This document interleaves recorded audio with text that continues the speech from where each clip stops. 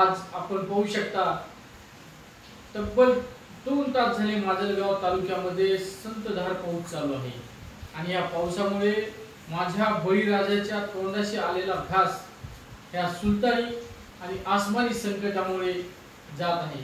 आज आपण पाहू शकता एकदम चांगल्या प्रकारे सोयाबीन या ठिकाणी आलेले, परंतु आज सोयाबीन शेतात आलेला असताना खरं करायच्या टाइमलाच पावसाने या ठिकाणी आगमन केलेले आणि या वरून राजाच्या आगमनाला शेतकरी हवालदिल झालेला असून त्याच्या तोंडाघासाला आलेला माल आज तो काढू शकत नाही।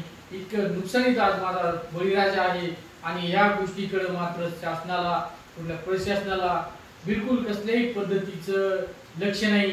त्याचं खरंच मला त्या कृषी प्रधान देशामध्ये एक कुठेतरी लाजिरवाणी गोष्ट वाटली की प्रत्येक वेळेस माझा बळीराजा हा सुलतानी आणि आसमानी संकटाला तोंड देतो, परंतु राज्यकर्ती जमात मात्र याकडे कुठेतरी दुर्लक्ष करत आहे।